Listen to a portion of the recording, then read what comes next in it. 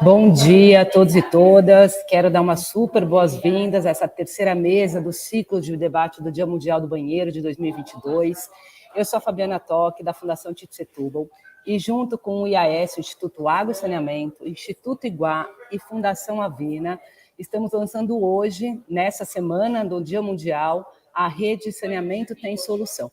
A ideia aqui é unir os diferentes atores que atuam no campo do saneamento em uma rede de ação que surgiu lá no Dia Mundial do Banheiro no ano passado, onde a gente percebeu a potência das mesas de debate dos entrevistados nas webséries em propor e disseminar soluções nessa matéria. Foi então que a gente iniciou um trabalho esse ano com o objetivo de estruturar uma rede multissetorial com a participação de várias organizações da sociedade civil para formular estratégias para a superação dos desafios do saneamento básico em diferentes contextos urbanos, precários, o contexto rural e responder aos desafios das pessoas em situação de rua, no que tange a temática da oferta de banheiros públicos, entre outros. E essa é uma data muito especial, não só porque consolida um ano de planejamento de rede, mas também porque a gente acredita que o Dia Mundial do Banheiro é um dos principais canais para fortalecer a articulação da sociedade civil nessa temática. Hoje a gente tem diversas organizações participando das discussões da rede e eu convido você para acessar o site saneamentotemsolução.org e se juntar a esse movimento. Convido aqui 2 minutinhos para vocês assistirem um vídeo sobre essa rede.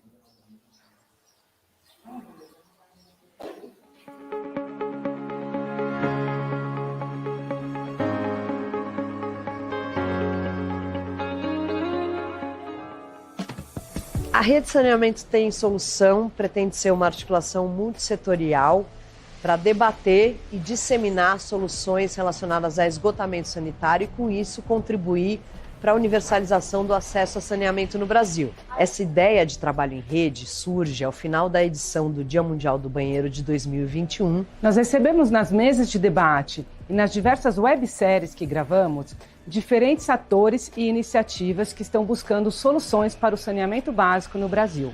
E percebemos que essas soluções precisavam ser mais conhecidas, debatidas, a gente precisava pensar em como dar escala, até para poder influenciar a formulação de políticas públicas para o setor. A rede surgiu com o intuito de promover debates, além de organizar, sistematizar e difundir as soluções adaptadas aos diferentes territórios. Para dar um suporte institucional, nós nos unimos em torno de um grupo coordenador, atualmente formado pela Fundação Avina, Fundação Tite Setúbal, Instituto Água e Saneamento e Instituto Iguá.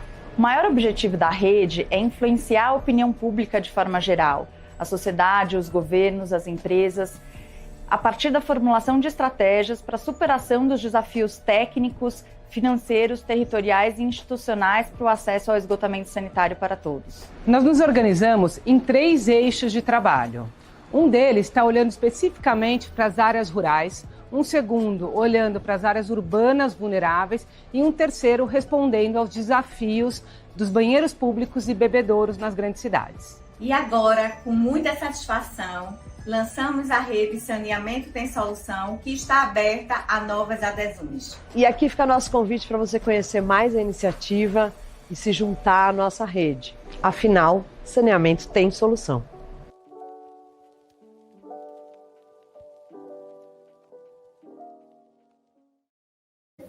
É isso aí, fica o convite a todos para se inscreverem no site. Então, seguindo aqui com a programação desse dia, a nossa primeira mesa de debate hoje discute a importância de priorizar investimentos e soluções para o saneamento em áreas urbanas vulneráveis. Acho que não é nem necessário a gente dizer, né, a importância dessa discussão e de quem vive ou trabalha nas periferias das grandes cidades sabe o tamanho do desafio que é a provisão do saneamento básico nas áreas urbanas vulneráveis. Mas antes de iniciar esse debate, quero ainda aproveitar para anunciar que tem muita mesa boa na programação desse Dia Mundial do Banheiro. Ainda hoje, às 11 horas, nós falaremos sobre a superação dos desafios a partir das experiências práticas no contexto urbano vulnerável.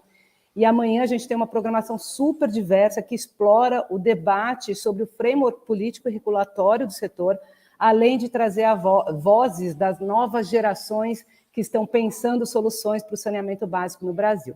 Então, eu convido você a acessar o site diamundialdobanheiro.org.br e se inscrever nas programações até o final do dia de amanhã. E aí, hoje, então, a gente inicia aqui convidando a Letícia Pimentel, que é economista com graduação e mestrado pela Universidade Federal do Rio de Janeiro. Desde 2014 é economista concursada do BNDES, trabalhando desde 2016 com o setor de saneamento. Atualmente está licenciada e é doutoranda em políticas públicas na USP. É com você, Letícia, um ótimo debate para todos. Um abraço. Obrigada, Fabiana. Queria agradecer ao IAS, à Fundação Avina, ao Instituto Iguá, à Fundação Tite Setúbal, pelo convite para estar junto aqui em mais uma mesa. Também participo da rede nessa área de saneamento em áreas urbanas vulneráveis. É um prazer estar aqui com uma mesa com mulheres tão capacitadas para falar sobre saneamento. Eu vou fazer uma pequena introdução, vou falar sobre as nossas convidadas, e em seguida vou passar palavras para elas. Aqui eu vou só citar, conforme as convidadas forem fazendo suas apresentações, eu vou dando o currículo, né? Então, essa mesa vai tratar sobre o desafio de como priorizar os investimentos, incluir e priorizar o saneamento básico nas áreas urbanas vulneráveis, precárias, né? Então, tem um contexto, em 2019, o IBGE mapeou cerca de 5 milhões de domicílios ocupados em aglomerados subnormais. Aglomerados subnormais são justamente áreas, favelas, palafitas e outras áreas, principalmente urbanas, que se caracterizam por uma precariedade da infraestrutura urbana, muitas vezes uma irregularidade fundiária do próprio domicílio, mas não necessariamente. E, em termos absolutos, as cidades com maior quantidade de aglomerados subnormais são Rio e São Paulo, mas tem outras cidades que, em termos relativos, como Belém e Manaus, chegam a ter 50% ou mais de seus domicílios caracterizados dessa forma, né? Então, o desafio aqui seguindo as metas estabelecidas pelo novo marco de saneamento, né, de 90% de atendimento de coleta e tratamento de esgoto e 99% de abastecimento de água, como fazer com que esses investimentos direcionados a atingir essas metas incluam também as áreas urbanas vulneráveis. Essas áreas se caracterizam por um desafio que muitas vezes é maior do que o investimento em áreas urbanas, digamos, regularizadas ou não caracterizadas como vulneráveis, e requerem normalmente uma concertação de atores, um arranjo de governança em que esteja tudo muito bem alinhado, que conte com muitos atores diferentes. E a ideia dessa mesa é justamente trazer esses diferentes atores para falar sobre como a sua atuação pode contribuir para o atingimento do investimento dessa meta nas áreas urbanas vulneráveis, e tentar dialogar, fazer esse diálogo entre atores dentro desse arranjo de governança. Então, a gente vai ter a Ana Paula Brits, da Arcesp, né, a agência reguladora do Estado de São Paulo, a Luciane Machado, do BNDES, que é chefe do departamento que estrutura concessões e PPPs para o setor de saneamento, a Patrícia Samora, da PUC Campinas, né, trazendo um pouco o olhar da academia, e a Marúcia Weiteli, do IAS, que vai trazer esse olhar do terceiro setor, da rede Saneamento Tem Solução. Então, eu vou falar aqui algumas perguntas orientadoras, né, que a gente enviou para as convidadas, no sentido de guiar, nortear a discussão. É claro que não se pretende que essas perguntas sejam inteiramente ou em toda a sua complexidade respondidas, mas foram perguntas para dar um pouco o norte do que a gente queria discutir aqui.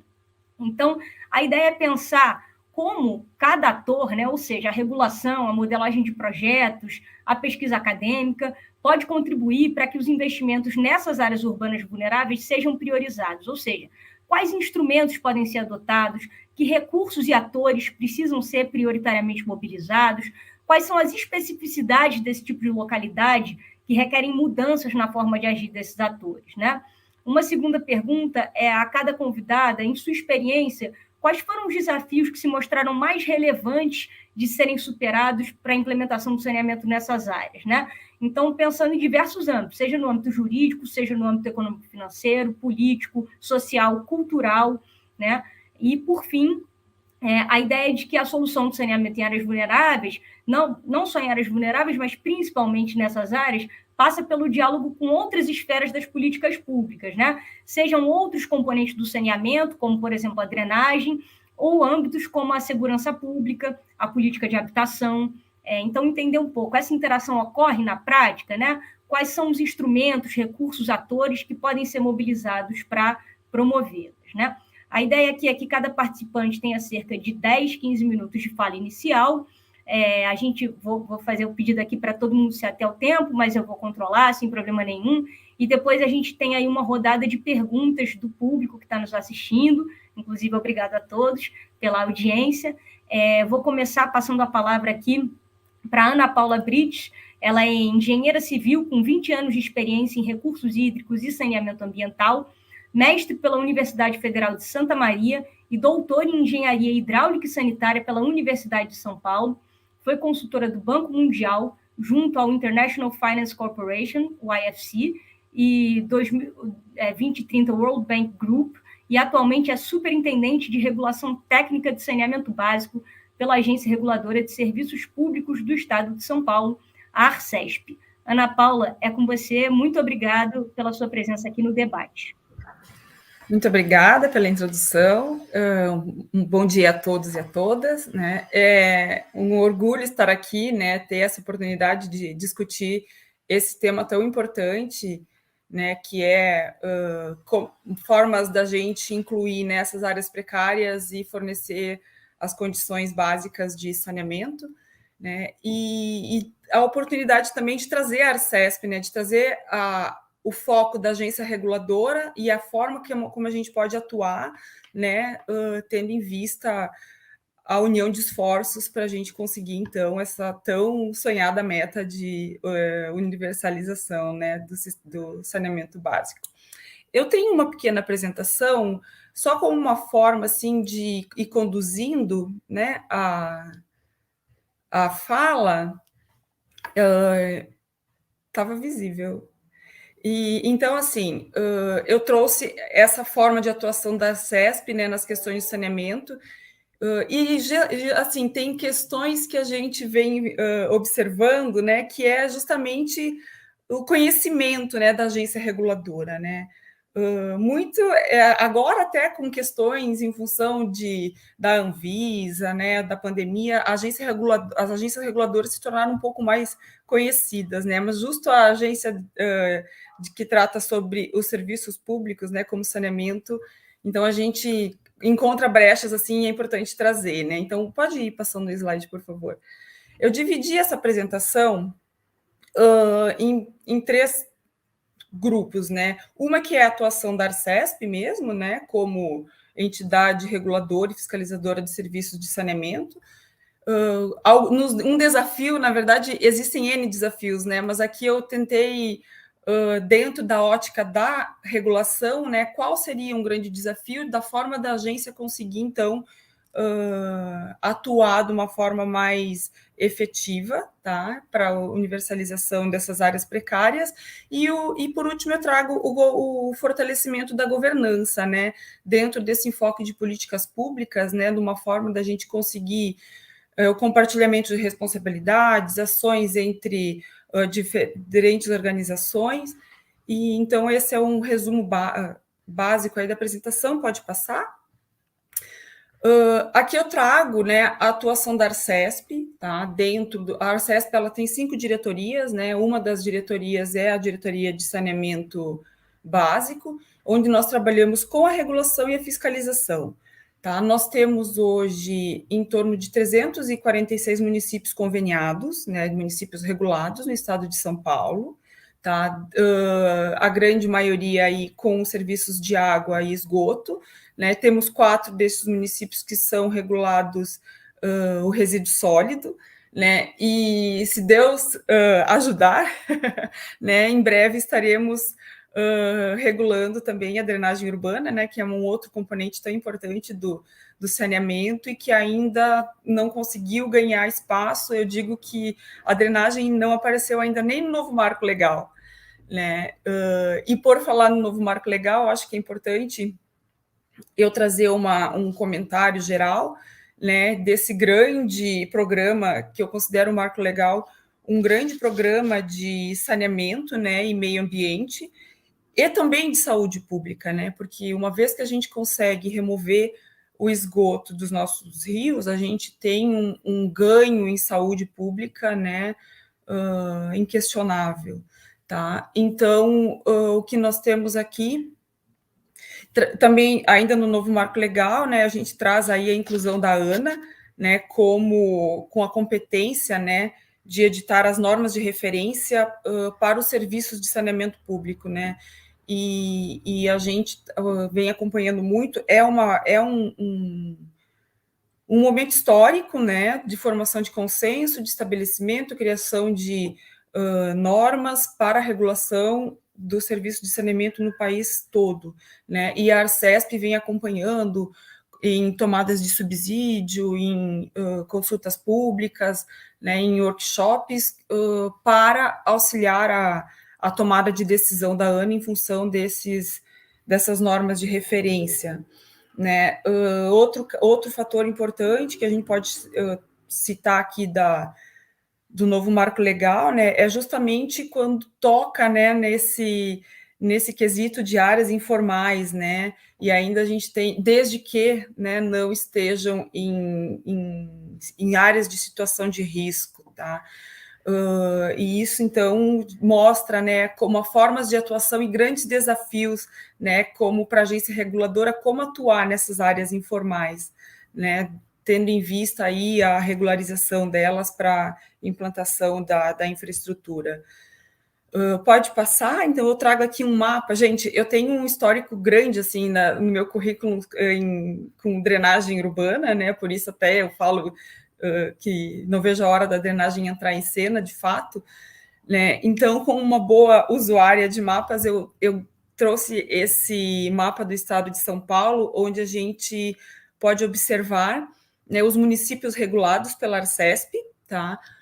Majoritariamente, né, são municípios com concessão da Sabesp, né, de água e esgoto, esse em azul, né? E aí, nesses espaços são municípios não regulados pela Arcesp, não quer dizer que não sejam regulados, não são regulados pela Arcesp, tá? Então a gente vê, né, a grande quantidade de municípios que temos regulados em água e esgoto, tá? E esses municípios, eles abrangem aproximadamente 65% da população, né, do estado. Então, temos um grande compromisso, uma grande responsabilidade na nossa atuação no estado.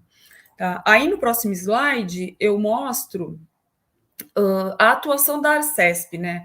Então, nós temos, basicamente, três blocos, né? Nós temos a regulação técnica, nós temos a fiscalização e nós temos os processos de sanção e mediação de conflitos, né? Onde a atuação da Arcesp está muito no equilíbrio, né? Em conseguir o equilíbrio entre o município, né, que é o concedente do serviço, nós temos os prestadores e nós temos os usuários. Então, a gente sempre pensa nesse triângulo, né, nesse tripé, para conseguir, então, manter esse equilíbrio. Tá? Então, nós atuamos com a regulação técnica na edição de normas, né, acompanhamos muito a questão da emissão das normas de referência, né, e na elaboração aí de metas e indicadores para o saneamento, né, trazendo sempre como foco a qualidade, quantidade e a regularidade, né, a continuidade dos serviços.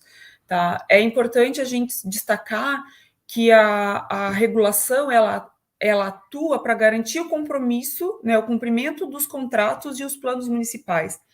Então, aqui a gente traz, né, a importância dos contratos, estabelecerem metas e indicadores que possam ser acompanhadas, que possam ser fiscalizadas, né? E sempre a questão dos planos municipais, porque uma vez não tendo um contrato de concessão, o que vale é o que está no plano municipal, né? Então, a gente sempre, a Arcesp, inclusive, trabalha nessa questão dos planos municipais de saneamento básico, né?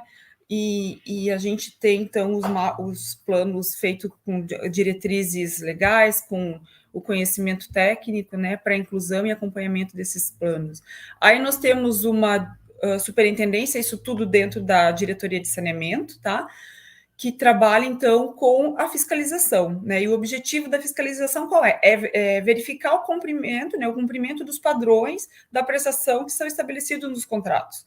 tá? Então, nós temos 3 tipos de fiscalização, né? A fiscalização de campo e a fiscalização remota, que são fiscalizações já programadas, né? Principalmente as fiscalizações de campo, onde a gente tem os especialistas, agências vão, né, e fazem todo o levantamento, verificação das instalações, se estão de acordo com as normas estabelecidas. Nós temos a fiscalização remota, que as próprias prestadoras, né, enviam informações sobre a prestação do serviço, tá? E aí, periodicamente, é feita alguma fiscalização de campo para conferir mesmo o andamento, né? E aqui, por último, mas não menos importante, eu cito a fiscalização específica, né? O que vem a ser a fiscalização específica? É uma fiscalização em campo, ou até mesmo remoto, né, para verificar demandas externas, né? Nós recebemos reclamações de usuários, Ministério Público, município, tá? Então, a gente verifica o acontecimento aí dessas irregularidades ou problemas observados, tá? E aqui depois, em função dessas fiscalizações, podem surgir aí os processos sancionatórios, né, com aplicação ou de termos de ajustamento de conduta ou de processos de multa mesmo, tá? Podemos passar para o próximo slide, né, trazendo, então, uma outra forma de atuação da Arcesp, né, que são alguns programas que nós desenvolvemos. Nesse slide, eu trago o PDI. O que é o PDI? É um programa de pesquisa e desenvolvimento tecnológico para inovação no saneamento básico. Então, como funciona, né? As prestadoras, elas encaminham uma lista de programas, de projetos de inovação, tá? E aí esses projetos, eles passam por uma avaliação, e o que é possível fazer, né? Ele permite a utilização de 0,05% da receita, né, da prestadora, que seja implantada, então, no desenvolvimento de pesquisa, e isso aí, então, entra no ciclo tarifário, né? Então, é possível essa utilização. E dentre os temas prioritários, eu destaquei aqui os temas que estão em pauta na nossa conversa de hoje, que é a melhoria dos processos de sistemas de água, né, ou de esgoto, soluções de tratamento de esgoto, tá? E aspectos sociais relacionados ao saneamento básico, né? Então, é possível que a gente traga medidas, né, inovações para otimização ou para suprimento de algumas lacunas aí na prestação de serviços, né? Sempre com meta a universalização, a economia circular, que está muito em alta, há processos de geração de energia, né, em função dos resíduos do próprio sistema de saneamento, né. Outro programa também eu apresento no próximo slide, né, que é também super importante, que são os fundos municipais de saneamento, né. Então, a Arcesp participa, né, com a aprovação de um percentual, né, do repasse da receita operacional das prestadoras para a implantação desse fundo, né? Então, a gente cria condições, né, para recolhimento da tarifa e repasse ao fundo municipal para que o município consiga, então, aplicar esse investimento no setor de saneamento, tá? Então, vem sendo bastante utilizado, né? A gente tem com frequência municípios que passam a fazer parte desse ciclo, e sempre o objetivo aí é ampliar, né, e conseguirmos, então, atingir as metas de universalização. Temos mais um projeto, né, que é um convênio da Arcesp com a ACIMA, né, a Secretaria de Infraestrutura e Meio Ambiente, onde a Arcesp teve a oportunidade, né, de repassar um aporte de recursos, né, com municípios conveniados, né, pela Arcesp e pela CIMA, tá? E a gente teve aí, finalizou agora esse ano recentemente, tá, a revisão e atualização de 243 planos municipais de saneamento básico, né? Então, isso dentro dessa lógica, dessa integração de medidas para o saneamento. certo? Então, vamos lá no próximo slide. Agora eu trago alguns que fazem parte de ações de fiscalização da Arcesp, né? São alguns projetos desenvolvidos no Estado, pelo governo do Estado, como o projeto Se Liga na Rede, tá? Que ele objetiva a execução gratuita de obras, né, dentro dos imóveis, possibilitando, então, a ligação da rede de esgoto. Tá? Esse aqui tem um benefício, esse programa ele tem um benefício gigantesco, né, tanto na parte social, né, na parte de saúde pública, né, onde então ele vai conduzir esse esgoto para um tratamento adequado, né, e promovendo então a despoluição dos rios, córregos. Tá? Esse programa ele tem uma participação direta da comunidade, tá? Importante essa questão, né, da participação, da integração da população com as medidas que estão sendo implantadas. E aqui, a atuação da Arcesp qual é? É justamente a verificação do cumprimento do plano de investimento, porque esse plano de investimento, né, ele faz parte do contrato, né, entre a Arcesp e entre o governo, né, do estado acima e os municípios, tá? E esse plano de investimento, então, ele é acompanhado pela Arcesp. No próximo slide, eu trago um outro importante programa, né, que é o Córrego Limpo, que também é uma parceria do governo estadual e municipal, que o objetivo aí é a melhoria da qualidade, né, de água dos mananciais, rios, através da adequação do sistema de esgotamento sanitário, tá, em torno principalmente dos córregos, né. Esse é um projeto de sucesso, né, onde também é demandado, né, a parte da governança colaborativa, tá? Então, tem papel da Sabesp e da Prefeitura, pode passar no próximo, que o meu tempo já está esgotando aqui.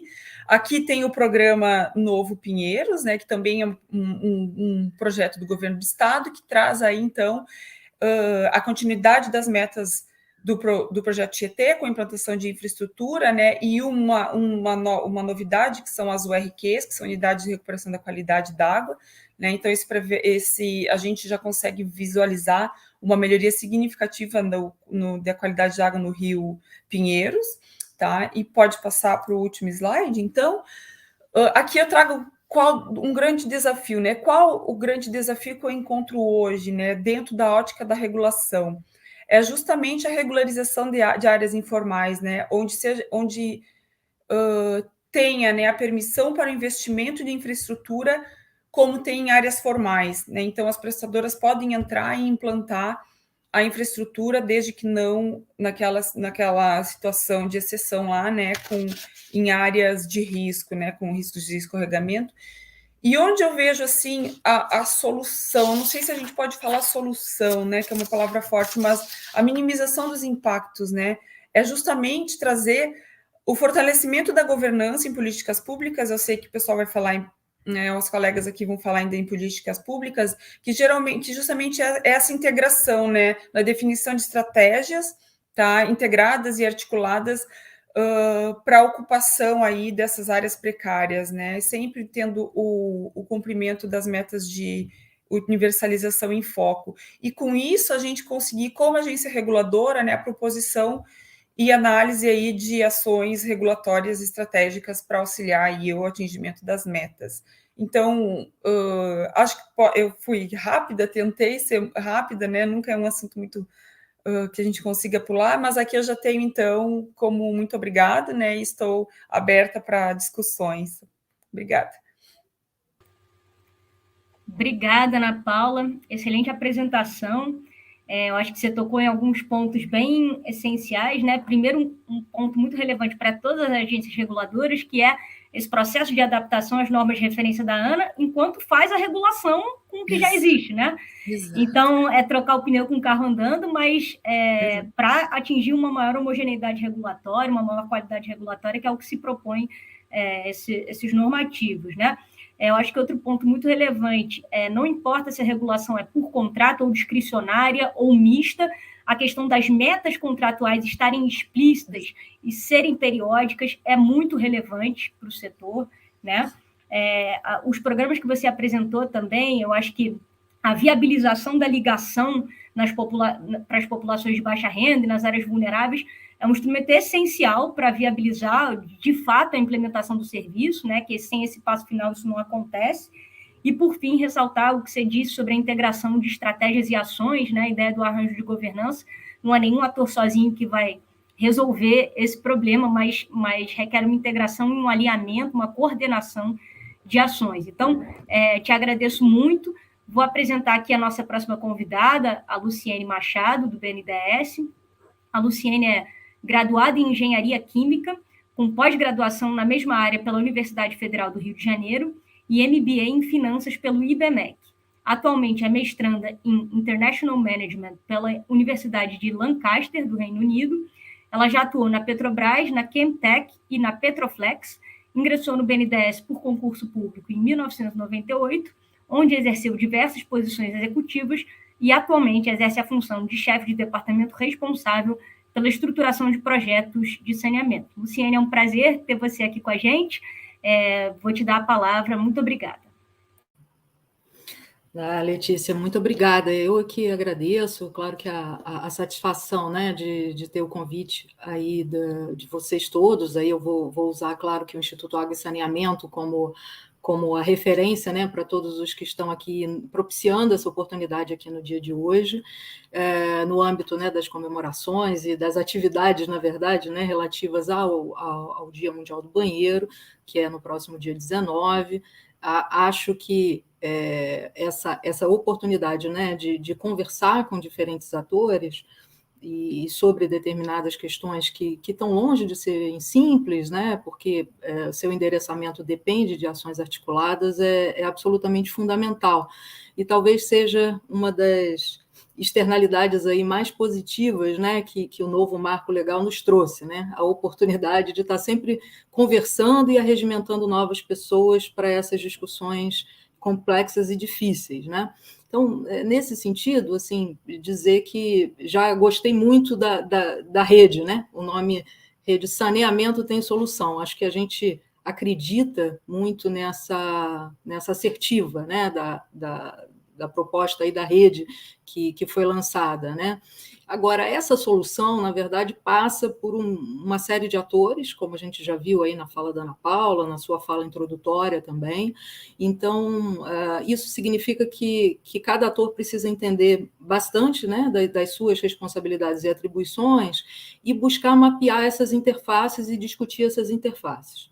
Então, eu acho que, no nosso caso, também esse ponto aí que a Ana Paula já trouxe, que você já trouxe também, né, reconhecendo essa necessidade de atuar em rede, de forma colaborativa, é absolutamente fundamental, né? O banco, como todos sabem, provavelmente, né, o banco tem 70 anos de existência, comemorou agora em junho, é um financiador tradicional do setor de saneamento, né, em todas as suas dimensões, e de forma mais consistente, talvez na última década e meia, vem se dedicando também a estruturar e a modelar projetos, né, em uma série de setores de infraestrutura econômica e de infraestrutura social, e eu posso dizer que o saneamento talvez seja uma das nossas vertentes aqui, nessa atividade do banco de estruturação, né, de maior destaque. Isso porque também, né, motivado e movido pelas discussões que culminaram aí na edição do novo Marco Legal em 2020,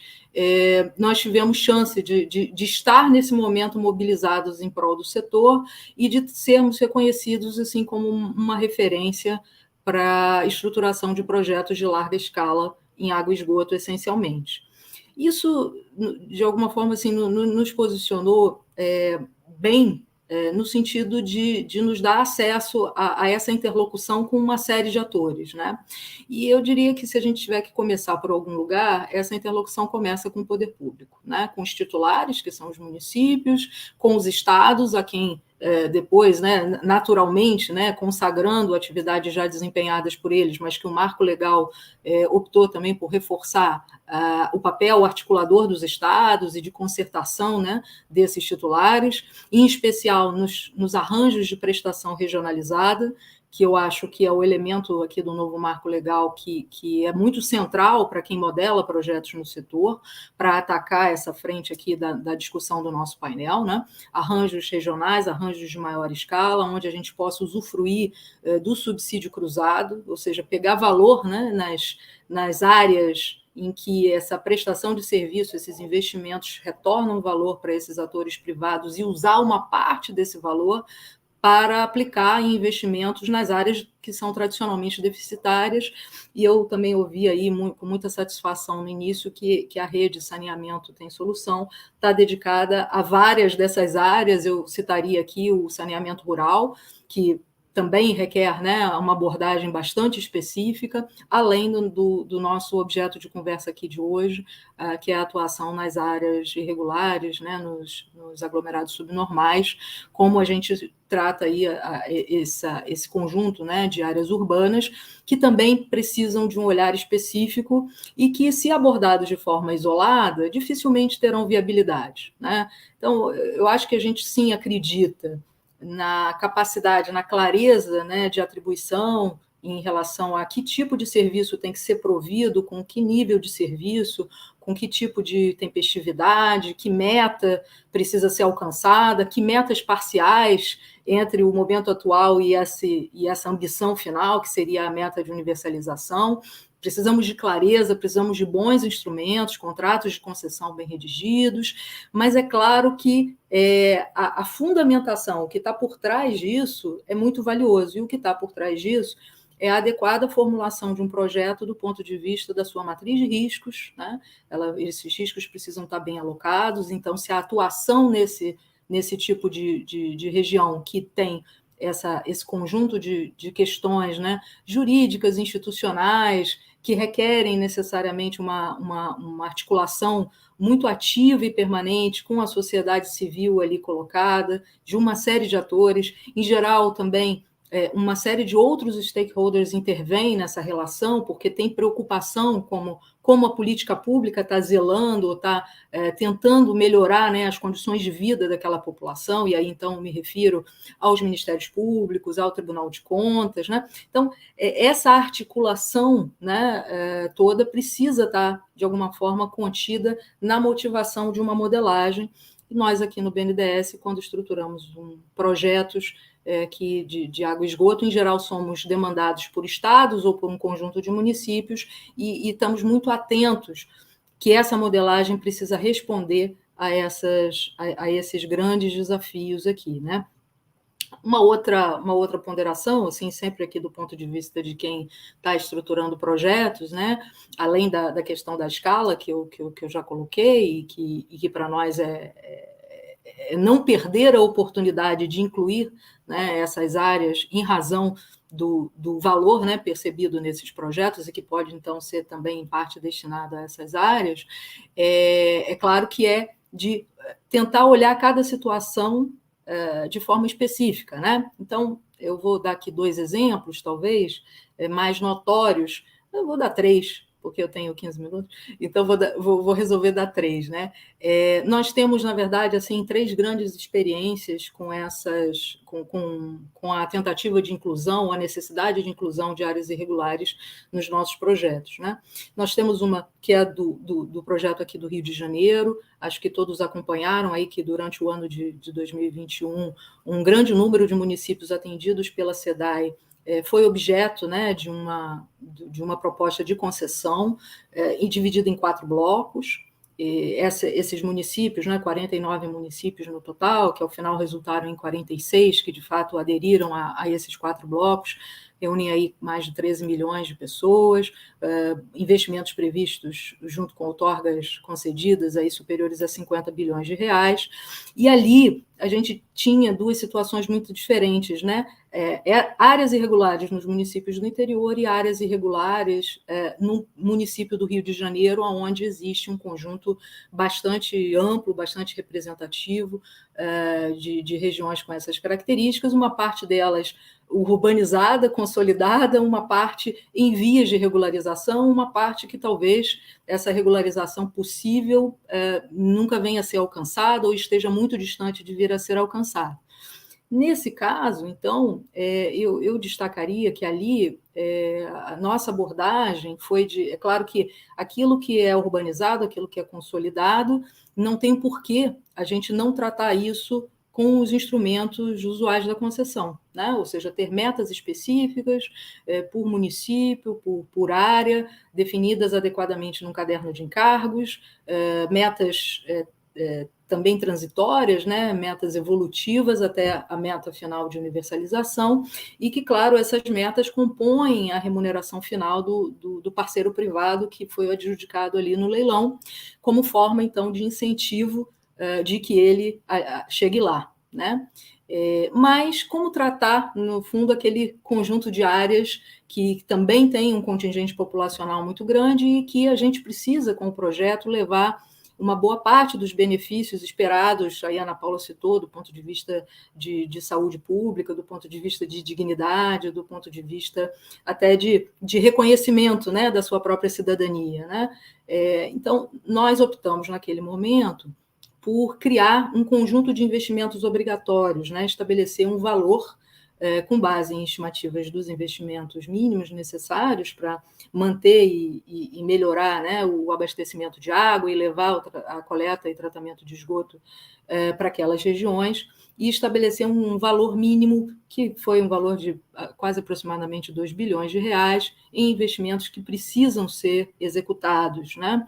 E aí é claro que precisamos pensar também como regular o privado na execução desses investimentos. Então, a governança que gere aí o dia a dia desses blocos, com a presença fundamental da agência reguladora, dotar também essa concessão da figura da possibilidade de contratar ou da necessidade de contratar um certificador independente para avaliação desses investimentos, para acompanhamento desses investimentos, para que se ajude, né, o regulador também na aferição e no monitoramento da execução desses investimentos, enfim. Então, essa foi uma solução ali específica para o Rio, né? Isso porque a gente sabe que o processo de regularização, né, ele realmente ele pode ser mais lento e, na verdade, a gente não pode perder a oportunidade de no âmbito de um projeto que tenha um valor como esse, colocar, né, ou colocar essa externalidade ou uma parte desse valor a serviço desse contingente expressivo de população. O outro caso é o caso do Amapá, né? No Amapá aí entram as habitações em palafitas, né? O palafital em áreas urbanas do Amapá é bastante conhecido, e também um foco grande de preocupação.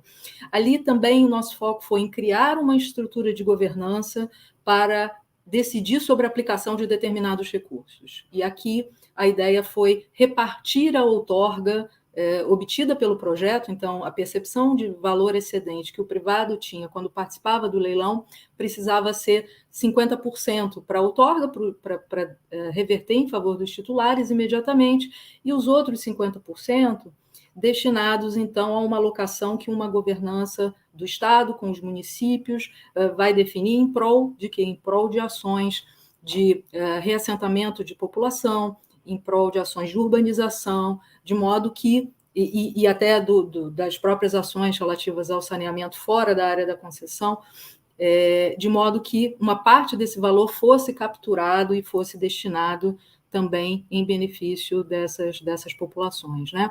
No momento, a gente está trabalhando com o município de Porto Alegre, que também tem desafios aí diferentes, né, do ponto de vista da alocação dessas populações, aqui do ponto de vista topográfico, até de forma mais pronunciada, de forma mais ousada, mas que também nos exige formas de apropriação do valor gerado, né, dessa concessão em favor desses investimentos.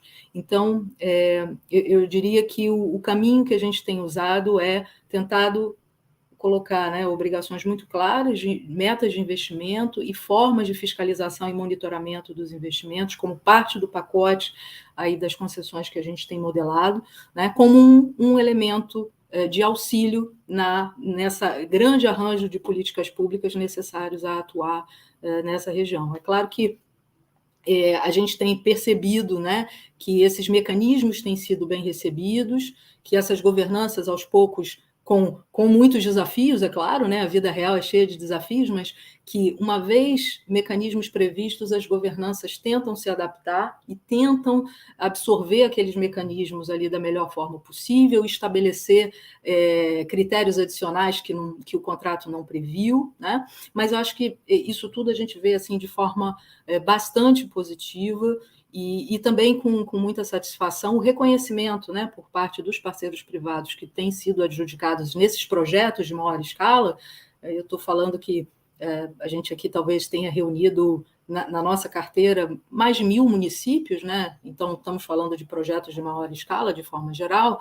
A gente tem visto, então, com muita satisfação que os próprios operadores privados entendem que parte da sua licença social para operar é atender a esses contingentes de população, ter ações específicas de conscientização, de discussão de educação ambiental, da questão cultural sobre a questão do serviço produzido, a questão do pagamento, a tempestividade, né, do pagamento, sim, mas em troca de um serviço de regularidade, né, e de muito melhor qualidade do que o serviço que era prestado ali ou fornecido de forma muito precária, intermitente, no mais das vezes.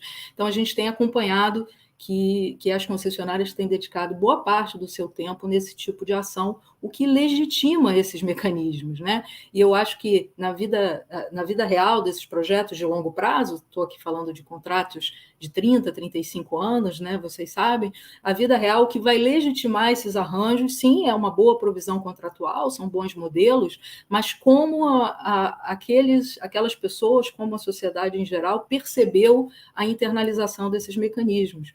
E se esses mecanismos, então, se tornaram úteis, foram capazes de modificar comportamentos, atitudes, né? Progressivamente. É claro, não se espera que de um dia para o outro nessas ações surtam efeitos mágicos, né? A gente aqui está realmente plantando para o longo prazo, mas ficamos, de novo, muito satisfeitos que esses mecanismos têm sido apropriados por parte dos atores privados e de comunidades, aqui no Rio de Janeiro, aqui poderia citar a Barreira do Vasco, a Comunidade da Mangueira, como elementos importantes, né, para realmente o serviço chegar de forma muito mais permanente, de muito mais qualidade, e aí os benefícios que a gente sempre fica destacando que a boa provisão, né, de água e esgoto traz, eles aos poucos se fazem sentir e retroalimentam positivamente esse comportamento e essa atitude em relação à preservação dos investimentos, à manutenção dos investimentos, que a gente sabe que nessas áreas é preciso contar com a comunidade para isso também, né? Então, acho que a gente hoje está muito interessado em entender esse processo de apropriação dos mecanismos pelas comunidades locais. E no nosso trabalho, queria também dar, por fim, essa última mensagem.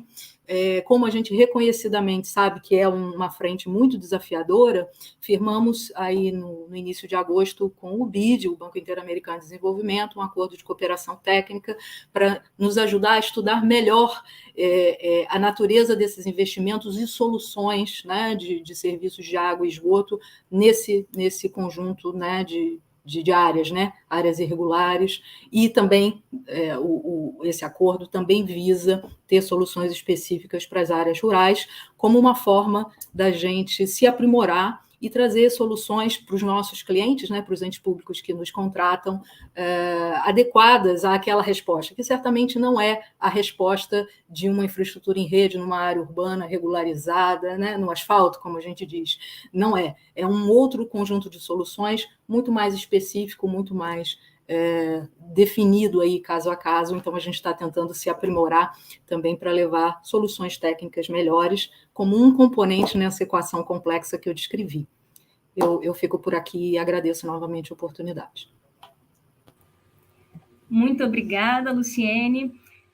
Eu acho que essa experiência do BNDES, que é ao mesmo tempo concreta e diversa, né, ela traz realmente muitos aprendizados e muitos pontos importantes, né? Então, eu queria ressaltar aqui, não vou repetir algumas coisas que a Luciene falou, como a importância da viabilidade do subsídio cruzado, a matriz de risco, que é muito importante, Mas se é certo que é necessário um arranjo de governança que inclua regulação, titulares, comunidade, prestador, modelador de projetos, também é certo que para cada lugar vai ter uma solução diferente, né?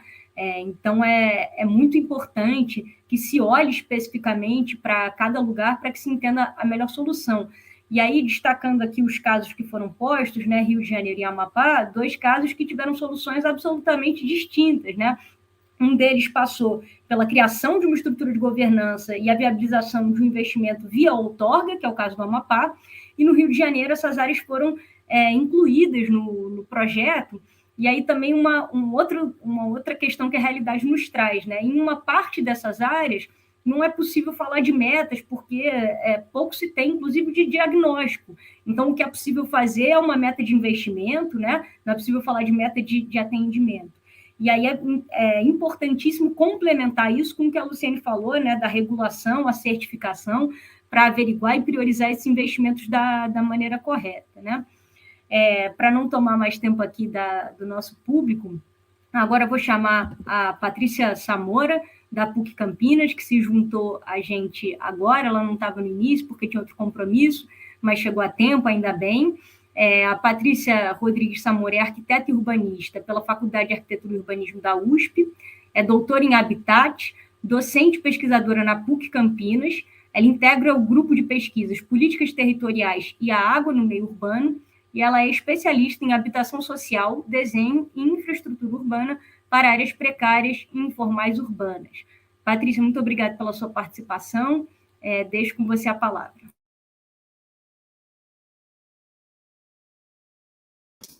Bom dia, Letícia, obrigada. Bom dia a todos e todas. Assim como a Luciane já disse, é uma alegria muito grande participar de um debate, né, em que o assunto é saneamento tem solução. A gente acredita, sim, que tem solução e que a gente pode contribuir um pouquinho. Eu achei curioso, assim, das falas, que eu consegui acompanhar um pouco, tanto da Ana Paula, da Arcesp, como da Luciane, do BNDES, que tem um consenso aqui, que que a gente tem bastante experiência com saneamento, Brasil, mas que a gente ainda engatinha no tema das áreas precárias. Então, acho que eu posso contribuir um pouco com anos, né? Eu atuei em programas de urbanização de favelas, atuei em consultorias com o poder público nessa área e atuo com pesquisas que muitas vezes enfocam os 2 temas, né? A questão das áreas precárias e do saneamento. E, de fato, são muitos desafios e algumas coisas vocês já trouxeram, né, que qual é o tamanho desse problema, a gente conhece esse problema em profundidade, e um outro tema, uma outra informação que eu acho que é consensual, é que muitas vezes as soluções que a gente está aventando para as áreas regulares não vão ser possíveis nas áreas precárias. Então, acho que eu posso falar um pouco sobre isso. A gente tem esse número mágico de 5 milhões de domicílios em aglomerados subnormais, né, que é o nome que o IBGE dá para algumas das formas de precariedade, não inclui todas as formas de precariedade da habitação no Brasil, é bom que se diga, e é por isso também que muitas vezes esse número, quando a gente pega o número de aglomerados subnormais de uma cidade e compara com o levantamento próprio que a cidade faz, a gente chega em números bem diferentes e, infelizmente, normalmente subestimados. Agora, o que chama atenção é que, apesar dos investimentos que foram feitos em todos os últimos anos, segundo cálculos do IBGE mais recentes, então, né, fazendo essa ressalva, cálculos que podem estar subestimados, mas é o que a gente tem para trabalhar, que abrange o Brasil inteiro. Em 2010, a gente tinha 323 cidades com aglomerados subnormais, segundo o IBGE. Para 2019, esse número já é 734. E esse número, ao mesmo tempo, a gente viu uma ampliação do número de localidades, então de bairros precários ou aglomerados, né, como eles usam o termo. A gente saltou de 6.329 para 13.151 aglomerados subnormais, localidades mapeadas. E esse número de domicílios, que em 2010 era 3.200.000 domicílios, mais que dobrou, passando a 5.127.747 ao dado de 2019, para 2019. Depois disso tivemos pandemia, tivemos uma série de coisas e empobrecimento da população, que historicamente a gente sabe que vai impactar em mais informalidade da moradia. E eu costumo dizer, assim, para os meus orientandos, né, nas pesquisas que a gente faz, que a gente, quando vai trabalhar com esse tema, a gente precisa saber que a gente carrega uma série de preconceitos.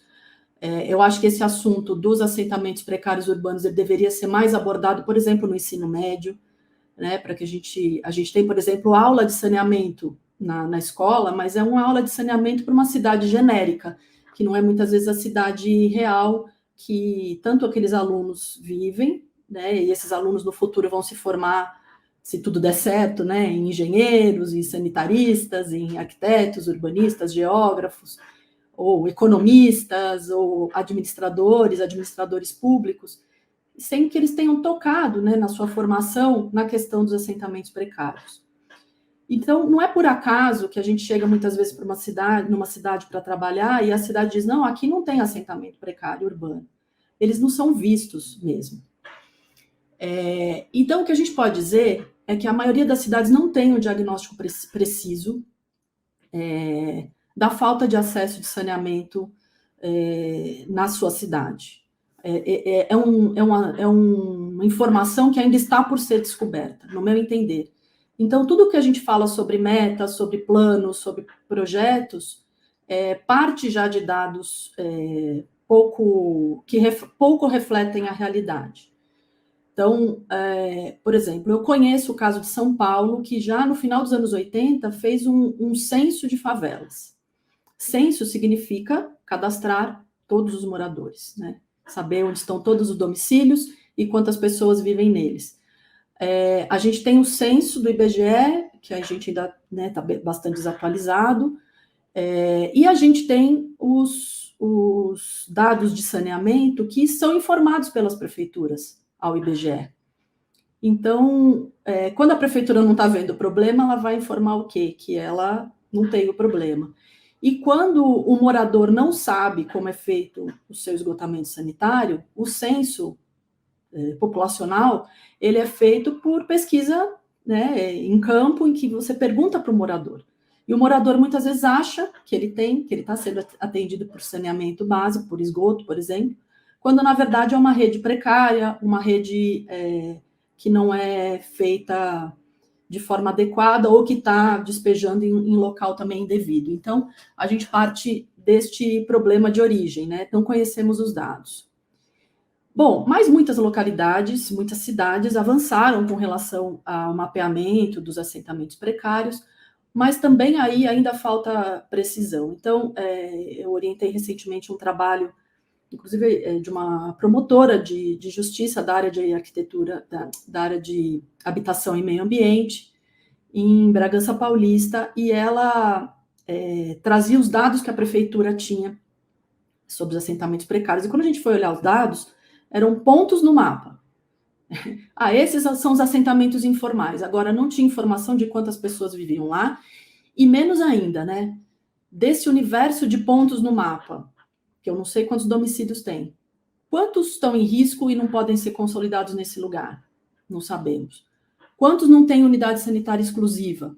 É raro em áreas urbanas essa ausência, mas não é tão rara assim, né? A gente tem da ordem aí de 10% a gente pode dizer, né, chutando com bem um chute circunstanciado, que a gente pode falar de 10% de moradias nesse universo de 5 milhões do IBGE que não tem unidade sanitária exclusiva. E não ter unidade sanitária exclusiva significa que não vai poder ser interligada à rede. Quanto da renda, qual é a capacidade de renda desses moradores, no caso da gente chegar a implantar uma rede de esgoto nessas áreas?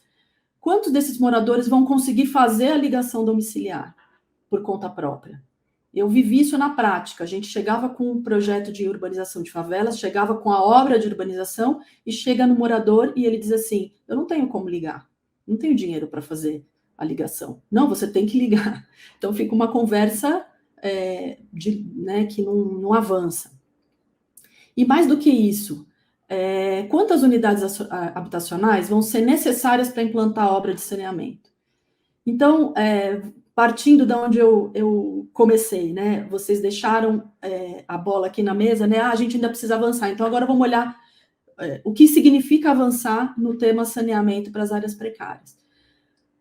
Bom, para fazer um diagnóstico do problema, a gente tem alguns instrumentos já conhecidos dos municípios, mas que ainda que eles poderiam nos ajudar muito mais, né? Os planos municipais de saneamento, os planos municipais de habitação. Os primeiros, eles estão desatualizados, ninguém mais tem cobrado esses planos dos municípios, que é o local onde a gente deveria, é o momento em que a gente deveria olhar para o problema e identificar a população mais vulnerável, que, portanto, merecedora dos maiores investimentos públicos, porque ela não tem condição de fazer sozinha, né? Diferente de um condomínio que consegue implantar sua própria rede, esses bairros autoconstruídos, a população não vai poder fazer sozinha e ela vai precisar ser objeto de política pública para isso. No entanto, a gente tem estudado os planos de saneamento para ver o que eles colocam, o que aparece nesses planos de saneamento. E a gente vê que aparece muito pouca informação com relação a que público é esse, que lugar que está, né? Aparecem tabelas, mas muito poucos mapas, muito poucas informações mais qualificadas que permitam planejar ações no tempo. E a impressão que dá é que esses planos foram feitos para cumprir tabela. Eles não falam de segurança hídrica, eles não falam de insegurança hídrica, quem vive em insegurança hídrica no município, para poder definir quem são essas populações-alvo. E os planos de habitação, eles também mapeiam a população em déficit habitacional, quantitativo e qualitativo. O quantitativo é fácil da gente entender. Quantas famílias precisam de moradia? Precisam de uma nova unidade habitacional para viver, porque elas não têm nenhuma ou moram de forma extremamente precária. Agora, o qualitativo é um pouco mais novo para muita gente ouvir falar sobre isso. E o qualitativo tem tudo a ver com a política de saneamento, porque muitas vezes o problema da qualidade do domicílio é que está impedindo a ligação à rede. Outro ponto que já se falou, né, até pegar aqui no gancho da Luciene, eu estou nos meus 5 minutos finais já, que é a questão da diversidade de áreas. Então, eu sinto que toda a política e o marco legal, quando a gente fala que o marco legal ele é um avanço, o marco legal ele não é aplicável aos assentamentos precários urbanos, que é justamente onde está concentrado o déficit. Ele é pensado para uma cidade mais formal, em que a gente pode implantar uma rede e que as empresas, as concessionárias sabem fazer, sabem implantar, sabem operar. E é justamente onde elas não sabem, que são os assentamentos precários urbanos, que tudo está emperrado. Então, quem é que deveria fazer? Os municípios, óbvio, a questão da política urbana é obrigação constitucional dos municípios cuidar e zelar, mas eles também, a gente percebe que eles também não sabem muitas vezes lidar, né? Então, essa área é ilegal, então eu não posso atuar nela, apesar de ser responsabilidade dele. Então, começar pelo processo de legalização da área. E aí a gente começa a ter as questões de ordem do campo dos direitos, né? Como é que a gente vai fazer para atender a questão legal, porque muitos desses domicílios estão ou em áreas ambientalmente sensíveis, áreas de preservação permanente, que não podem ser consolidados.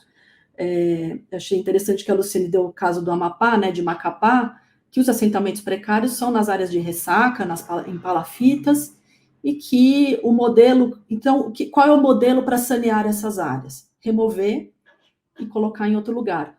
Mas esse modelo a gente tem tentado há anos, e por uma série de razões que não vai dar tempo de eu explicar aqui, nem sempre ele é o mais adequado. Ele pode ser adequado para um modelo de saneamento. Então, a gente tem o contrário, né? É o inverso. A gente tenta fazer a cidade caber no modelo de saneamento existente e não o modelo caber, ser desenvolvido para ser implantado naquela realidade. tinha outras coisas aqui para falar, mas eu acho que a gente pode caminhar, né? Eu acho que a questão...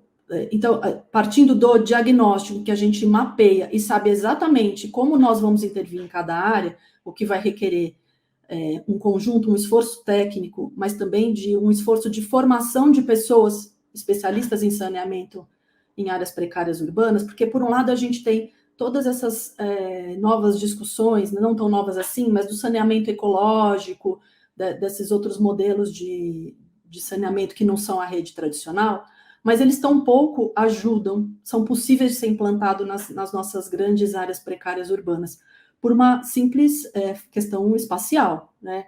Mal tem espaço para as casas já são minúsculas, então falta espaço, inclusive, não cabe nem a rede tradicional, nem esse modelo de lagoas ou de outras soluções mais ecológicas que vão requerer espaço. E aí, o que a gente faz, né? Então, eu vou finalizar aqui com um caso que a gente conheceu, só para vocês entenderem onde vão parando as coisas, né? Que é o Parque Laranjeiras, numa cidade do interior de São Paulo, chamada Mojimirim, que é um parque, que é um bairro precário, urbano e isolado,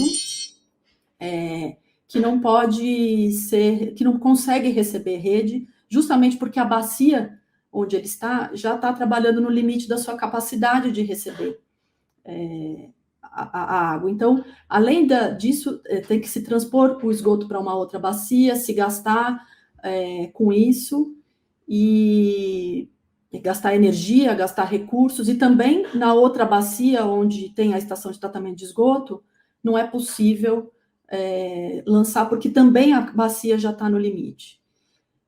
Além disso, ainda que a gente pudesse implantar o saneamento ali, falta um projeto que mapeie e que implante as melhorias habitacionais necessárias para esses domicílios serem interligados à rede ou a qualquer solução que for aventada. E para isso começa lá atrás, né? Quem é que vai fazer esses investimentos? A cidade, mas isso não está previsto no orçamento. Então, a primeira luta foi incluir esse bairro no plano plurianual do município, quando ele está discutindo isso, né? Para depois, então, se tentar pensar em formas de intervir. E aí a gente tem um instrumento interessante no Estatuto das Cidades, que é o dos conselhos gestores, né, das zonas especiais de interesse social. São Paulo usou esse instrumento para urbanizar áreas precárias, porque ele é capaz de dar possibilidades mais específicas de planejamento conforme aquela realidade daquela zona de interesse social que está mapeada no plano diretor estratégico e no plano local de habitação de interesse social. Então, a gente tem alguns instrumentos, sim, que não vai dar tempo de detalhar aqui agora, que eu já me alonguei, mas acho que a gente pode deixar para as questões, para as perguntas. Tá bom? Era isso. Obrigada. Obrigada, Patrícia. Acho que foi um olhar muito interessante, né, trazendo desde a questão dos dados até a questão da aplicação dos instrumentos, né? Uma coisa alguns pontos que eu queria ressaltar da sua fala, eu acho que o primeiro é esse, né? Os instrumentos estão aí, eles existem, né? A gente tem previsões em diversos marcos legais, seja o Estatuto das Cidades, seja o próprio Marco Legal do Saneamento, de instrumentos que podem ser muito efetivos, né? Eu acho que o desafio primeiro, a utilização adequada desses instrumentos, a integração e coordenação desses instrumentos, ou seja, integrar o plano de habitação com o plano de saneamento, porque também não adianta que cada um diga uma coisa, né, vá para um lado. E aí, do ponto de vista desses titulares, ou desse novo arranjo de governança, inclusive que o Marco traz, da regionalização, né, a capacitação mesmo dos titulares para realizar todas essas etapas, né, desde o diagnóstico adequado, como você citou, porque, de fato, muitas vezes a PNAD ou o censo não consegue captar adequadamente as condições de saneamento, principalmente de áreas muito vulneráveis, né, que tendem a ser, como você falou, invisíveis, até os instrumentos para viabilizar e a adequada equalização das reais dificuldades, ou seja, tudo bem, tem que fazer a obra, disponibilizar, mas não adianta deixar a ligação para o morador fazer, porque ele não vai ter recurso, ele não vai saber como fazer, precisa auxiliar até nesse ponto, né? Então, acho que foi uma intervenção muito feliz, e aí, por final, esse exemplo concreto, que eu acho que também dá muita concretude para como esses instrumentos podem ser utilizados, mobilizados, como os atores podem participar. Então, muito obrigada. Para dar sequência aqui à nossa apresentação, vou chamar agora a Marúcia Weiteli, que é do Instituto Água e Saneamento. Ela é especialista em recursos hídricos, saneamento e políticas públicas, é graduada em Arquitetura e Urbanismo pela Universidade Mackenzie, com especialização em Gestão de Recursos Hídricos e Meio Ambiente Urbano pela Unicamp e ABS. Tem uma extensa trajetória por instituições do terceiro setor, como o Instituto Socioambiental e o Instituto Democracia e Sustentabilidade, coordenando programas e campanhas relacionadas a recursos hídricos e meio ambiente. Ela foi idealizadora da Aliança pela Água, rede com mais de 80 organizações da sociedade, criada em 2014 para o enfrentamento da crise hídrica de São Paulo. É autora do livro Século da Escassez, uma nova cultura de cuidado com a água, impasses e desafios, entre outros. E é diretora executiva do IAS. Então, Marúcia, por favor, com a palavra. Obrigada, Letícia. Bom dia a todas, a todos que estão nos assistindo. Agradecer em nome do IAS e das demais organizações que compõem a coordenação da Rede Saneamento Tem Solução, a Ana, a Luciene e a Patrícia por aceitar o convite, a Letícia mais uma vez conosco fazendo uma excelente mediação. Como a gente combinou, acho que a minha fala, eu vou tentar trazer algumas questões que a gente vem refletindo não só no âmbito do Instituto, mas no âmbito da Rede Saneamento Tem Solução ao longo desse ano, né, que está sendo lançado agora, que eu acho que vão contribuir bastante com o que foi falado anteriormente, né? Acho que, pegando um gancho com a fala da Patrícia, acho que uma das questões que a gente vê assim como um dos primeiros desafios, mas também oportunidades assim do que a gente tem refletido e aprendido no âmbito da rede, é que esse universo, né, do assentamento informal, mas muito mais, né, das comunidades urbanas vulneráveis, que vai ser muito mais amplo do que só o domicílio,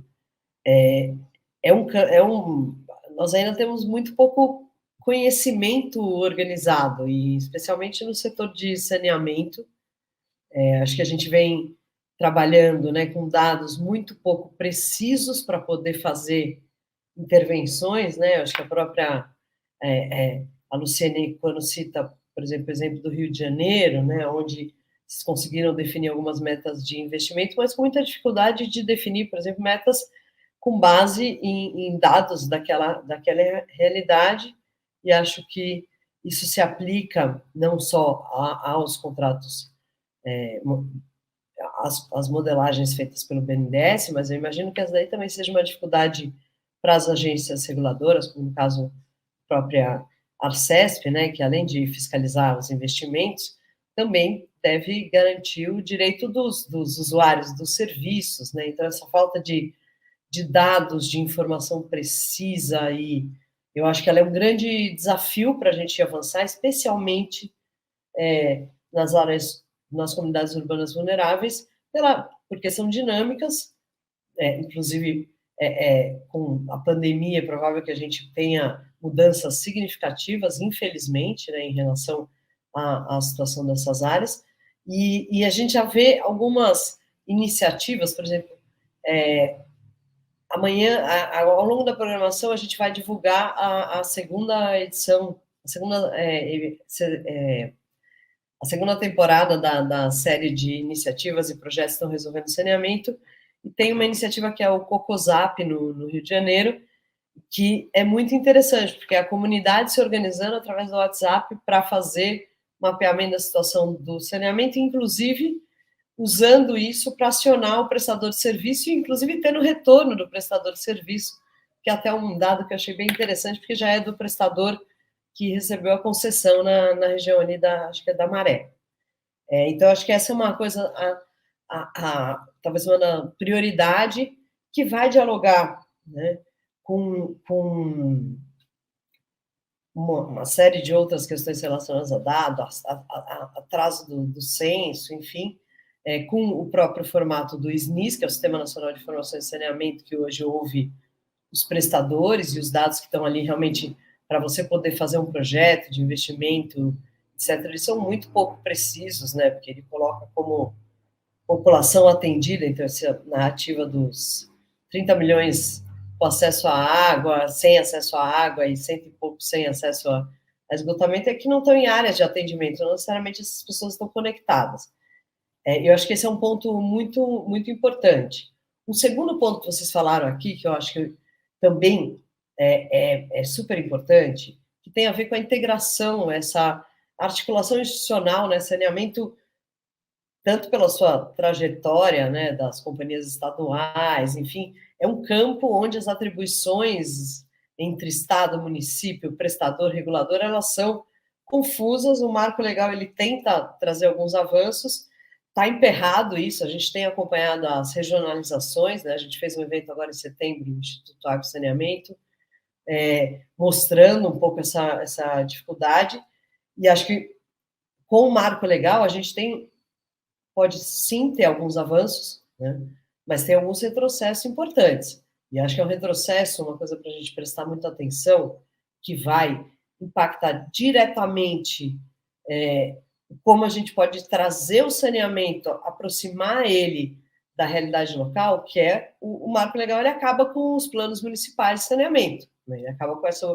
obrigatoriedade e ele passa isso para planos regionais e muda, inclusive, o prazo, a cada 10 anos. Então, algo como a própria Patrícia falou, né, que seria um instrumento importante, mas que, na prática, a gente acaba vendo que acaba sendo uma coisa meio feita para cumprir a tabela. O COP, ontem, na mesa de saneamento rural, mencionaram que muitos planos são copia e cola de outros. Então, já esse instrumento que seria interessante, ele é um instrumento que é um retrocesso desse novo marco. A gente passa a não ter, apesar de a lei anterior, a 11.44.5, falaria para fazer o plano dos 4 componentes. Então, isso é uma área bem nebulosa. Então, acho que a gente tem esse contexto, né, atual, primeiro, de falta de conhecer de fato a realidade, tem o contexto pós-marco legal, que ele vem, né, numa trajetória histórica do saneamento, que a cada X anos a gente tem uma revisão de qual é a atribuição do Estado, etc. Enfim, a atual é essa versão do marco. Tem coisas que podem avançar, mas tem muita coisa emperrada. Eu acho que a questão das normas de regulação, por exemplo, de referência da ANA, poderia ser uma grande contribuição para trabalhar com essas áreas, em especial, né, as normas de universalização, porque é um espaço para a gente poder discutir como é que inclui, como é que mapeia, como é que monitora, como é que ouve, né? Outra coisa importante que o marco, ao mudar essa estrutura, né, do município não ter mais o plano municipal, também não tem mais controle social. Então, são dois retrocessos muito grandes e com impactos mais significativos sobre essas áreas de ocupação urbana precária.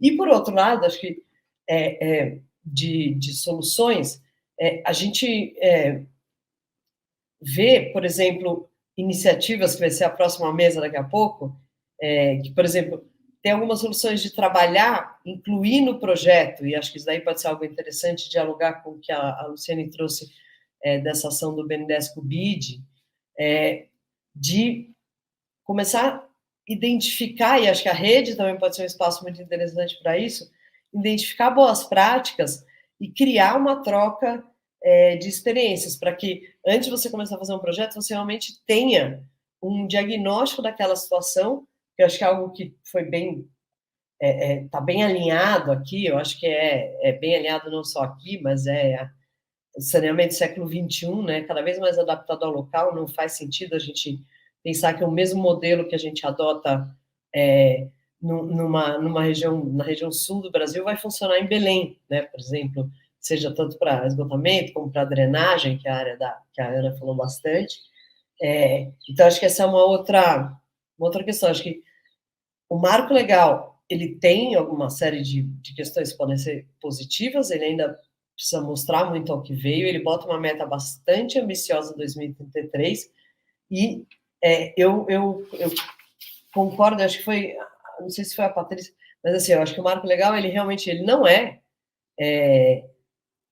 ele é muito focado em situações onde o saneamento, de certa forma, já está mais estabelecido, etc., e eu temo, né, e a gente tem falado isso via IAS, que da forma como ele está sendo implantado, ou seja, tem uma ausência de coordenação nacional, né? A gente não conseguiu, com a 11445 ou com a 14026, avançar numa coisa para o saneamento que outros setores têm, que é a gente ter um sistema nacional de saneamento. No Brasil, a gente tem um sistema de saúde, tem um sistema de meio ambiente, sistema de educação. A gente nunca conseguiu, de recursos hídricos, nunca conseguiu criar uma sistematização da política de saneamento com atribuições, com fluxos, e eu acho que isso faz muita falta, eu acho que isso é cada vez mais importante, porque acho que o contexto do novo governo uma das primeiras coisas que eu acho que vai ser importante ser feita é começar a trazer os atores do saneamento e trabalhar uma pactuação em relação àqueles que estão querendo avançar em relação ao marco legal, aqueles que querem voltar atrás em relação ao marco. Acho que a gente vai precisar fazer um movimento de pactuação, de ajustes, porque, de fato, saneamento é fundamental, né, é básico.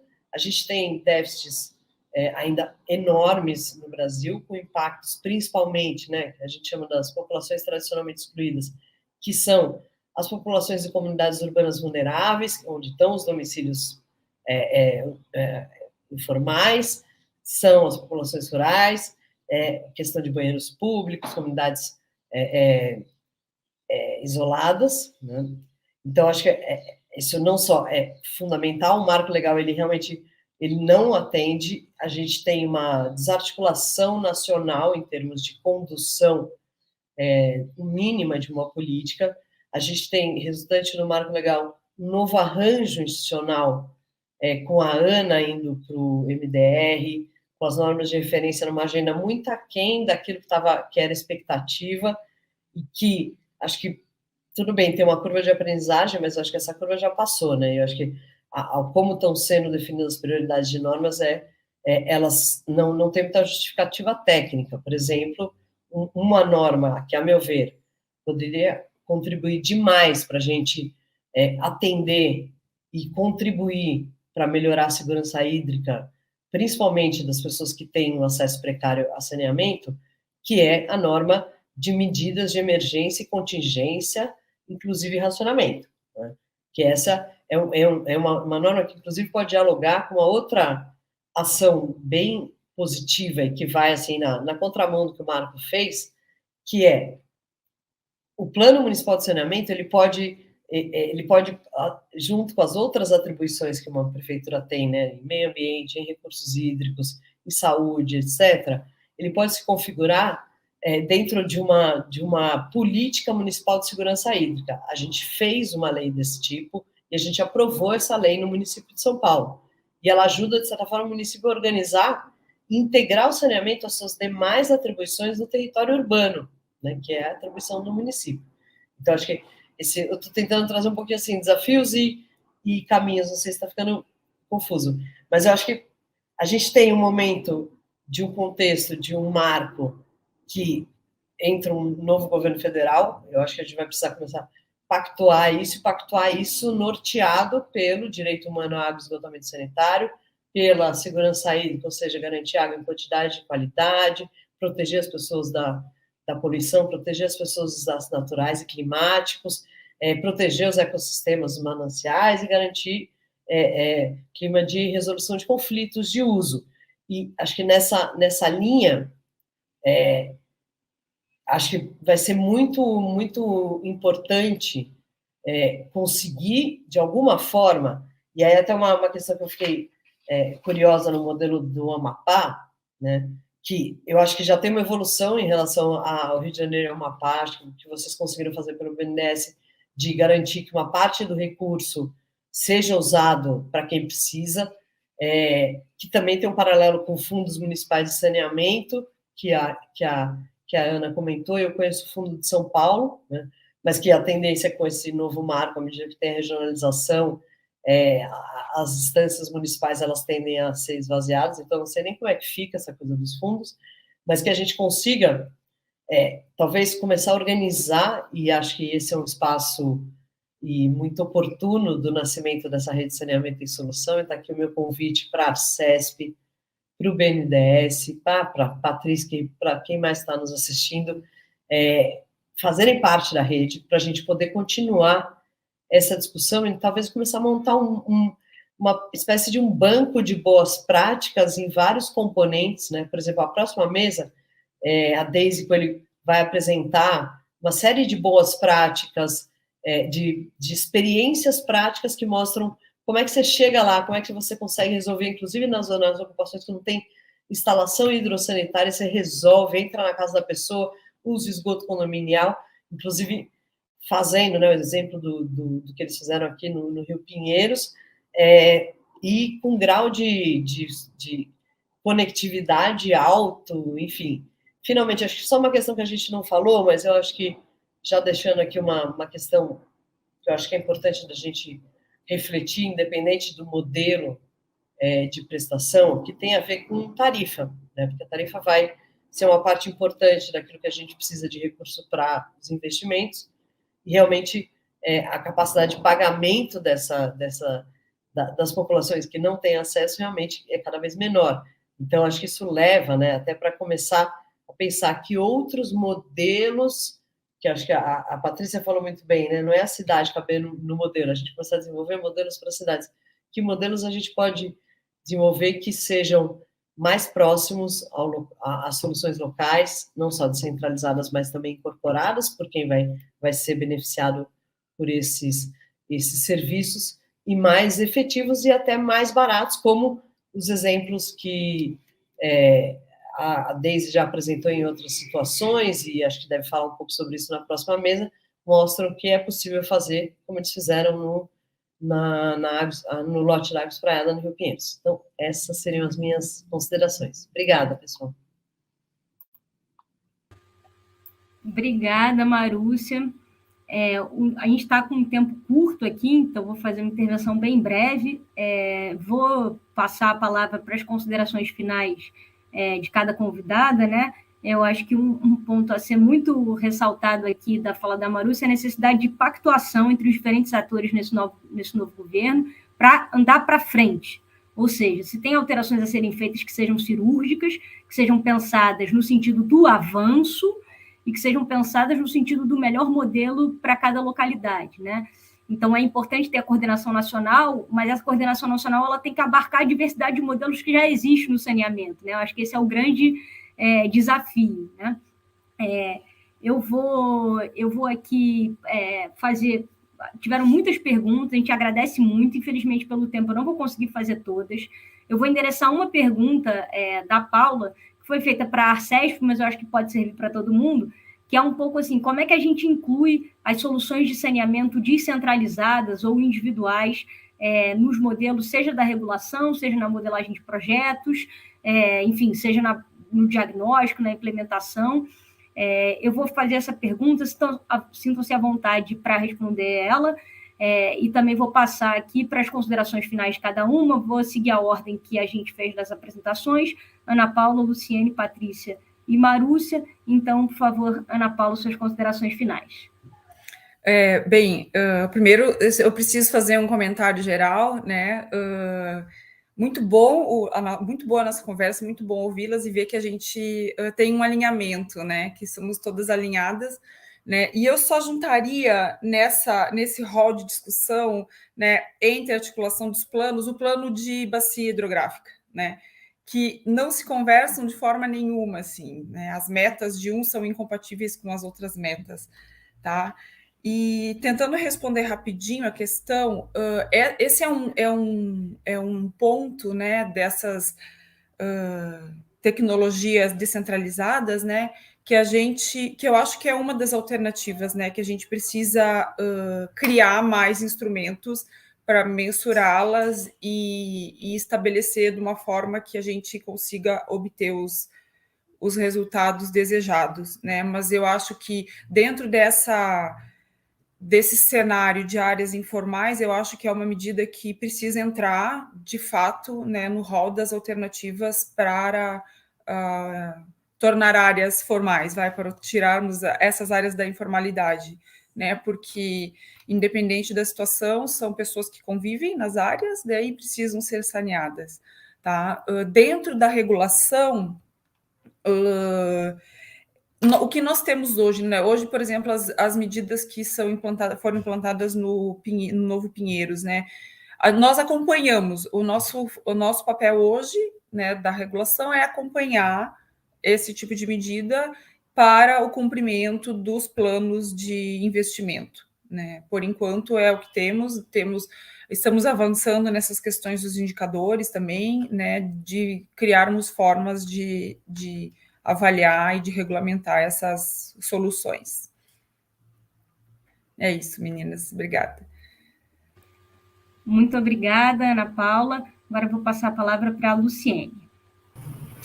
Obrigada, Letícia. Eu também quero primeiro agradecer, assim, um conjunto, a gente abriu, eu acho que aqui, né, um conjunto de frentes, de temas importantes que precisam todos estar conciliados e eu acho que o tema da falta de conhecimento específico em cada caso, porque eu acho que, como a gente aqui concluiu, né, como a gente, no linguajar aí da Patrícia, a gente não pode tentar colocar a realidade dentro do modelo, ao contrário, né, criemos tantos modelos quantos necessários para a gente poder melhor retratar a realidade e a solução que ela exige, eu acho que isso dialoga com a minha tarefa aqui de modelagem, que eu ganhei aqui a indicação de que a gente precisa se aprofundar e detalhar muito mais, né? Por quê? Porque quando o Marco, por exemplo, previu a possibilidade de que os planos municipais fossem substituídos pelos planos regionais, assim, certamente alguém foi em linha com o pilar da regionalização. Eu disse, bom, então se a prestação é regionalizada, que se criem planos adequados a isso. Bom, mas aí o downside, né, o lado do copo meio vazio, né, como a gente viu, é que, caramba, mas aí a gente se distanciou da realidade. A realidade é aquela que a gente já não conhecia, que já não tinha dados, agora a gente não tem dados e o que está sendo produzido é muito geral, é pouco específico, que não serve para a gente discutir propostas de solução. Então, assim, esse é o primeiro elemento que eu ganhei aqui nesse uma hora aqui. A outra, eu só queria levantar um ponto que talvez a gente não tenha dado ênfase o suficiente, mas, assim, acho que nessa fala da Marúcia de compartilhamento de responsabilidade, nessa enorme pactuação, eu acho que a gente tem que destacar a sensibilização dos titulares.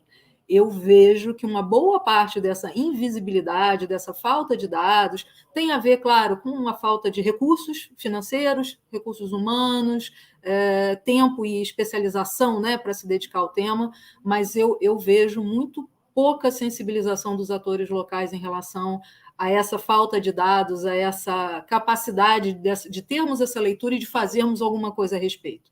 Muitos dirão que isso é meio vicioso, né? Para que eu vou mapear se eu não tenho como atuar? E aí, se eu não tenho como atuar, eu não tenho sentido em manter essas ferramentas atualizadas, e isso cria um ciclo vicioso da onde a gente não sai nunca.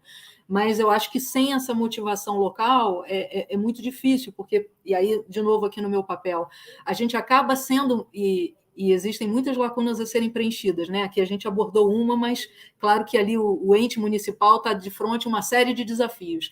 Como esse não é tão prioritário, ou não está no topo da lista, certamente nós, como estruturadores, somos impelidos a resolver outros problemas, que eu não vou discutir se são mais meritórios, menos meritórios, assim, porque eu acho que o gestor público é quem tem legitimidade de fazer essa avaliação, né? Mas o fato é que na lista de prioridades, esse tema tem ficado lá para baixo. A gente não tem sido capaz de promover essa sensibilização, assumindo um pouco aqui a responsabilidade nisso também. Tá? Então, agradecer e dizer que essa necessidade de buscar esses elementos específicos, isso ficou muito patente para mim. E aí, no caso aqui das soluções descentralizadas, que foi a pergunta que a Letícia nos colocou, eu vejo isso como uma das dimensões. A gente precisa ser, no caso do nosso papel de estruturador, prescritivo em relação à possibilidade de soluções a serem adotadas de acordo com aquela realidade que vai ser objeto ali do diagnóstico. E hoje, eu confessadamente digo para vocês que a gente tem pouco conhecimento, pouco acesso a esse banco de boas práticas ou de estratégias já implementadas para nos defrontar com situações como essa, mas o primeiro passo é a gente se dar conta da lacuna, né? E eu acho que isso está bastante claro, então vamos atrás de melhorar essa capacidade de prover ou de sugerir soluções adequadas. Obrigada novamente. Obrigada, Luciene. Sem delongas, vou passar aqui para a Patrícia. Por favor, Patrícia. Obrigada. Bom, dialogando um pouco com essa pergunta que a Paula trouxe, aliás, um beijo, Paula. Eu na minha fala, eu precisei cortar muitas coisas aqui que eu tinha preparado para trazer para vocês, mas uma das coisas é que a gente tem um histórico no Brasil de conhecimento sobre intervenção em áreas precárias. Eu dei pouco destaque para isso. Posso dizer com tristeza que nesse momento a gente não está urbanizando nada no Brasil, essa área está parada em termos de recurso e financiamento, mas tem um histórico aí que nos ajuda a compreender quais os caminhos, evitar armadilhas que a gente já caiu no passado e ter um chão para onde começar a pensar no novo, né? O que vai ser, então, agora daqui para frente. E a pergunta, né, como a gente trabalha com essas formas de saneamento alternativas, como que a gente aprova isso e tal. Intervir em áreas informais sempre foi alternativo, né? Então, o caminho está lá. Como a gente pensou, como que o Brasil fez para legalizar essas áreas? Teve que pensar em alternativas jurídicas legais para isso. Teve que se colocar na mesa desde de Câmara de Vereadores, técnicos, até os cartórios que vão receber esses registros depois. Então, a gente tem muita experiência nesse campo do diálogo para pensar em soluções. O que eu sinto que empaca muitas vezes é que as soluções já estão dadas, os caminhos já estão dados, e aí não adianta forçar a realidade para entrar naquele caminho, ela não vai, né? O real resiste, né? Como diz o Arnaldo Antunes. Então, o que a gente precisa vamos fazer um balanço, então, do que a gente já ganhou, do que a gente já aprendeu com relação a saneamento em áreas precárias, que passa por urbanização. Então, tem uma outra pergunta aí no chat do YouTube sobre o que vem primeiro, né? É a urbanização ou é o saneamento? Não, precisa pensar o lugar primeiro. Aí o saneamento vai encontrar seu espaço, o recurso que o BNDES tem para investir vai chegar num lugar que já foi mapeado, já foi pensado, já foi ensaiado, né? E nesse tempo de poucos recursos para ciência e tecnologia, eu consegui um recurso do CNPq para trabalhar com a questão dos ODS nas favelas de Campinas. Por quê? Porque esse é um assunto estratégico, inclusive, para a ciência e tecnologia, né? Então, acho que vincular essas coisas todas pode ser muito produtivo. Eu agradeço a oportunidade de falar aqui hoje. Quero dizer que eu estou muito feliz com o convite, viu, Marúcia, de integrar essa rede. A PUC Campinas tem total interesse em fazer parte, dialogar e ajudar no que a gente pode com pesquisas e conhecimento. Tá bom? Obrigada a todos e parabéns pelo evento. Obrigada, Patrícia. Vou entrar direto aqui, que eu sei que a gente já está atrasada, né, Letícia? Bom, agradecer a Letícia pela excelente mediação, Ana, Patrícia. Eu acho que só aqui como considerações finais, acho que não só nessa coisa de pactuação, acho que acho que fez sentido, né, Letícia? Da gente olhar e falar, bom, nós estamos num momento agora, mas eu acho que também tem uma outra coisa, que é uma coisa que eu aprendi com a Daisy, que vai estar na mesa seguinte, estou fazendo maior propaganda, vale a pena, pessoal, quem está assistindo, uma senhora aula, Daisy sabe tudo a respeito disso, mas que, assim, acho que a gente está, o nosso tempo é um tempo de urgência, né? Mudanças climáticas, eventos climáticos extremos acontecem por meio da água, seja pela sua abundância, seja pela escassez. Os vulneráveis em áreas críticas hoje, em áreas vulneráveis viram áreas críticas brevemente, né? Então, a gente está correndo contra o tempo, Saneamento está totalmente relacionado com a adaptação climática, e acho que é um momento da gente inverter até um pouco essa lógica, sabe, Patrícia? Tem um estudo da Unicef de 2019 que mostra que a principal privação das crianças e adolescentes no Brasil é a falta de acesso a esgotamento sanitário. E eles lançaram agora também mostrando a vulnerabilidade às mudanças climáticas.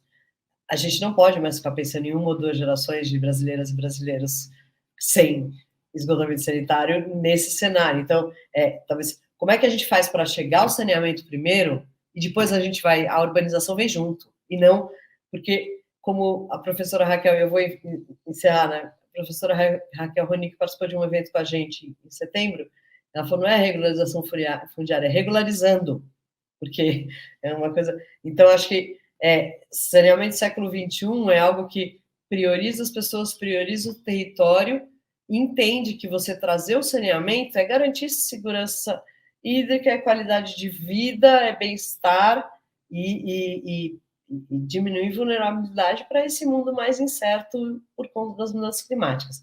Então, Letícia, eu só queria reforçar aqui o convite para a CESP, o CAMP, BNDES. A ideia é a gente agregar nessa rede de saneamento e solução diferentes atores do campo de saneamento, porque eu acho que nessa diversidade de visões que a gente vai enriquecer e conseguir construir estratégias que parem em pé para realmente dar conta dessa urgência.